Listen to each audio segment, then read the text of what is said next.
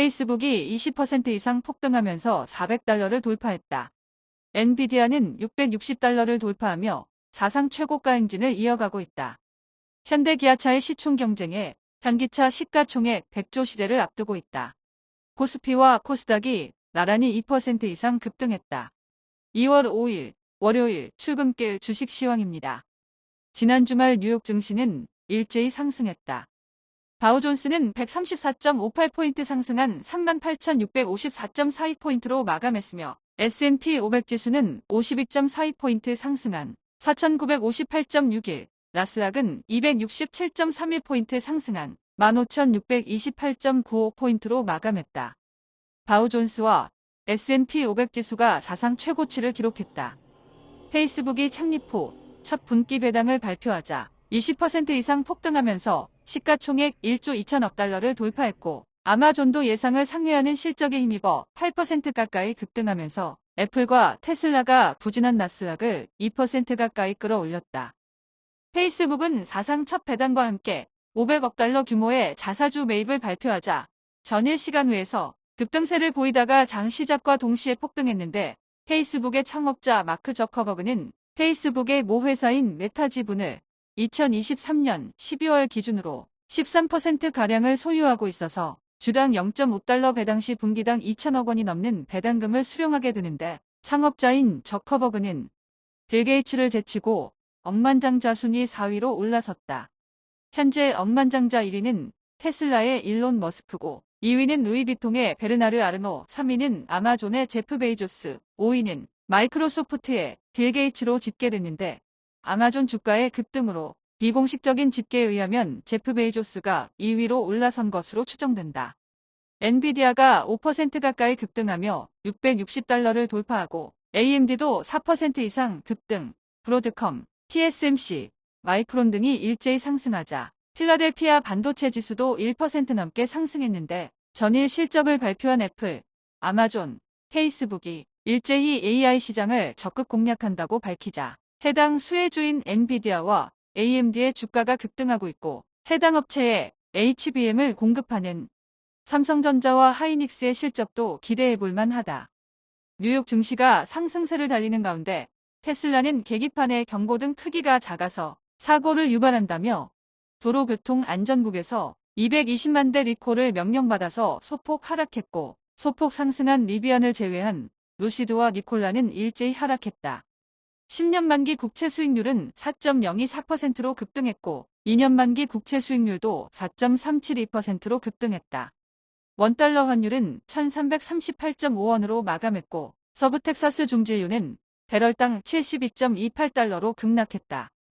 비트코인은 42,000달러대 후반을 유지 중이고 이더리움은 2,200달러 후반대로 하락했다.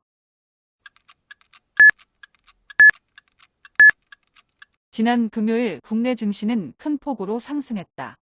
코스피는 전일 대비 72.85포인트 급등한 2,615.31포인트로 마감했으며 코스닥도 16.04포인트 상승한 814.77포인트로 마감했다. 국내 증시는 외국인과 기관이 순매수에 나서며 양대 지수가 2% 넘게 급등했는데 코스피는 외국인이 2조 가까이 순매수에 나서자 3% 가까이 급등하며 1월 3일 이후 한 달 만에 2,600선을 돌파했다. 삼성전자는 외국인이 이틀 연속 대량 순매수하며 2% 넘게 급등하고 하이닉스도 1% 넘게 상승하는 등 반도체 업종이 동반 상승하고 최근 80만원대에 재진입한 삼성 바이오로직스도 3% 넘게 급등, 기아차가 12% 넘게 폭등하며 9% 넘게 상승한 현대차를 하루 만에 근소한 차이로 제치고 시가총액 6위로 올라섰는데 5위인 삼성전자 우선주와 2조 원가량 차이를 보이고 있다. 2차전지 관련주도 일제히 상승했는데 LG에너지솔루션, 포스코 계열사들이 큰 폭으로 상승하고 LG화학은 7% 이상, 삼성 SDI는 4% 이상 급등하며 코스피 지수 상승에 일조했다. 코스닥은 에코프로 형제가 동반 상승한 가운데 전일 급락했던 HLB와 알테오젠이 급등세로 돌아서고 셀트리온 제약도 3% 이상 상승하며 코스닥 지수는 2% 넘게 상승했다. 방산주는 종목별 혼조세를 보였는데 골드만삭스가 꾸준히 순매수했던 한화 에어로스페이스, 한국항공우주, 현대로템이 나란히 빠졌는데 골드만삭스는 2일 세 종목에 대한 매수세가 없었고 국회에서 수출입은행법이 아직 통과될 기미를 보이지 않아서 기관과 외국인의 매도세에 하락했다.